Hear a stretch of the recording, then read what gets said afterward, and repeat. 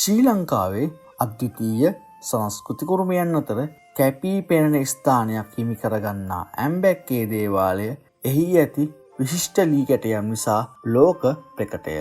මෙම දේවාලයේ අසිරිය විඳින ඕනෑම අයෙකුට එහි නිර්මාණය පිටුපස ඇති ගැඹුරු ඉතිහාසය හා පුරාවෘත්තයන් පිළිබඳව දැනගැනීමට කුතුහලයක් ඇත්වීම ස්වභාවිකය.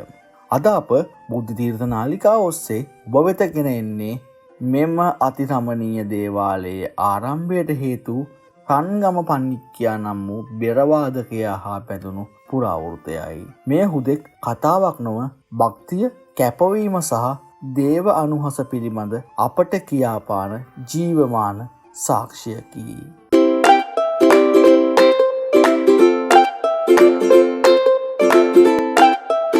අතීතයේ ඇම්බැක්ක ගමට යාවදව පිහිටි රන්ගම නම් ගම්මානයේ රන්ගම පන්නික්කියා නමින් ප්‍රකට වූ අතිදක්ෂ බෙරවාදකයෙක් විසීය. ඔහුගේ වාදන හැකියාවන් අතිවිශිෂ්ට වුවද දෛවයේ සර්ධමක් ලෙස ඔහුට දැඩි අපල කාලයක් උදා විය. ඔහුගේ මුළු සිරුරම පිළිකුල් සහගත කුෂ්ඨ රෝගයකින් වැසී ගිය අතර එය ඔහුට මහත් පීඩාවක් ගෙන දුන්නේය. මේ දුක්ඛිත තත්වය හමුවේ අසරණ වූ පණික්කියා දිනක් තම හිතවතුන් සමග කතා කරමින් සිටියදී රුහුණු කතරගම කදිර දෙවිඳුන්ට භාරයක් වන ලෙස උපදෙස් ලැබීය.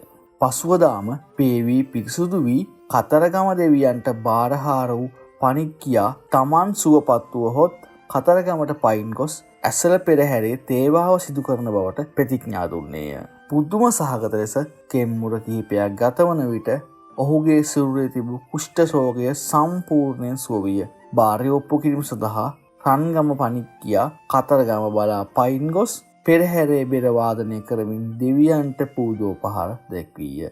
මෙලෙස රාජකාරී යෙදමින් සිටියදී ඔහු මහලු බියට පත් වූ අතර ශාරීර ශක්තියද හීන විය. දිනක් දේවාල භූමියේ ගසක් යට වැතිරී සිටි ඔහු මම දැන් හුඟක් වයස්ගතයි. අනේ මට ලබන පෙරහැරේ වාදනය කරන්න හැකි වේද? මම මලොත් අනේ දෙවියනේ මට තවත් කාලයක් මේ තේවාව කරන්න වාරු ලබා දෙන්න යනුවෙන් සිතමින් ගස්සෙවනේ හාන්සි වී සිටියේදී ඔහුට නිින්ද ගියේය. මද නිින්දේ සිටියේදී සුදු සලු පිළියෙන් සැරසුණු කතරගම දෙවිඳුන් ඔහුට සිහිනෙන් දැర్శණය වී මෙසේ පැවසීය. පින්වත බියවන්න එපා. ගෙදර යන්න. ඔබට දින කිහිපයකින් යම් කිසි ගසක ලකුණක් පෙන්වාවි. එතැන මගේ අනුහස් පවතී. ඉන්පසු ඔබ දුර ගෙවා මෙහි නොඑන්න. ඔබේ තේවාව එහි සිදු කරන්න. සිහිනෙන් ඇසූ මේවා දන්වලින් පසු රන්ගම පණික්කියා දැස් පිස දමා බැලුවද එහි දෙවියන් පේනට සිටියේ නැත. තේවාව අවසන් කර ඔහු තම ගම්බිම් බලා පිටත් විය. රන්ගම පණික්කියා ගමට පැමිණ දින කිහිපයක් ගත වුවද කිසිදු වෙනසක් දක්නට නොලැබිණි. එසේ සිටින අතර දිනක් ඇම්බැක්කේ උයන්වත්ත බලා ගන්නා උයන්පල්ලා දුරට ඇදී ගිය කදුරු අත්තක් කපාව දැමීම සඳහා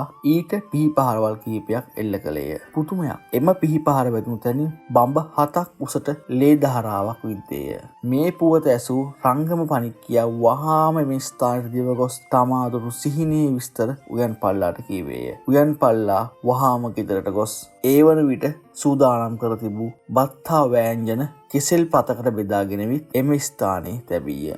එදා සිට උදේ සවස රන්ගම පණික්කියා එම කදුරු ගස අසල බෙර වාදනය කරමින් තේවාව ඉටු කළේය. පසුව තුන්වන වික්‍රමබාහු රජතුමාගේ අනින් මෙම ස්ථානයේ ඇම්බැක්කේ කදිර දේවාලය බිහි විය. රජතුමා තමාගේ ගමන් බිමන් සඳහා භාවිතා කළ ඇද්දල කැටයමින් දෝලාවද මෙම දේවාලයට පූජා කළ අතර එය පෙරහැර දිනට පෙරහැරේ ගෙන යන බවද පැවසේ. එසේම මහනුවර පිහිටි මෙම කතරගම දේවාලයට නිදන් ගම් පූජා කළ රජතුමා තේවාවන් සඳහා අදාළ අයද පත් කළේය. වික්‍රමබාහු රජුගේ අගබිසව වූ හෙනකඳ විසෝබණ්ඩාර දේවිය මෙහි අධිග්‍රහිතව වැඩ සිටින බවද විශ්වාසයක් පවතී. ඇම්බැක්කේ දේවාලය යනු හුදෙක් පුදබිමක් පමණක් නොව ශ්‍රී ලාංකේය කලා ඉතිහාසයේ ස්වර්ණමය යුගයක් සනිටුහන් කරන අගනා කලාගාරයකි. විශේෂයෙන්ම ක්‍රිස්තු වර්ෂ 1357 1374 ගම්පොළ යුගයට අයත් තෙවන වික්‍රමබාහු රජු විසින්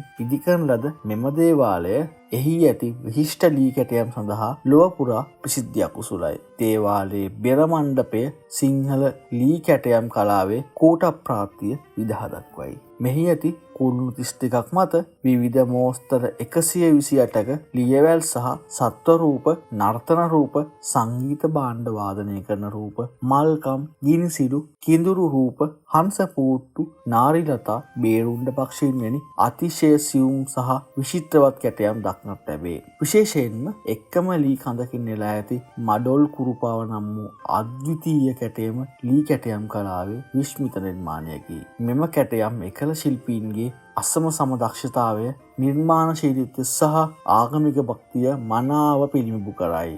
ඇම්බැක්කේ දේවාලය ශ්‍රී ලංකාවේ පෞරාණික ගෘහ නිර්මාණ ශිල්පය, දැව කැටයම් කලාව සහ සංස්කෘතික උරුමය පිළිබඳ අධ්‍යයනය කරන ඕනෑම අයෙකුට අතිශය වැදගත් මූලාශ්‍රයක් වේ. රන්ගම පණ්ඩිතයාගේ මෙම පුරාවෘතය ඇම්බැක්කේ දේවාලයේ අසිරිමත් ඉතිහාසය පිළිබඳ අපට කියාපාන වැදගත් සාක්ෂියකි. එය හුදෙක් ගොඩනැගිල්ලක් පමණක් නොව භක්තිය, විශ්වාසය සහ දේවානුවාස බැඳුණු සංස්කෘතික මධ්‍යස්ථානයක් බවට පත් කරන්නේ මෙවැනි කතන්දරයන්ය. ඇම්බැක්කේ දේවාලය අදටත් ශ්‍රී ලංකාවේ කලාත්මක හා ආගමික උරුමේ විශිෂ්ටත්වය කියාපාන ජීවමාන ස්මාරකයකි. බුද්ධ තීර්ථ නාලිකාව ඔස්සේ මෙවැනි වටිනා පුරාවෘත්තයන් ඔබ වෙත ගෙන ඒමට ලැබීම අපට මහත් සතුටකි. මෙම පුරාවෘත්තය පිළිබඳ ඔබගේ අදහස සහ අත්දැකීම් අප සමග බෙදා ගැනීමට අමතක නොකරන්න. ස්තුතියි.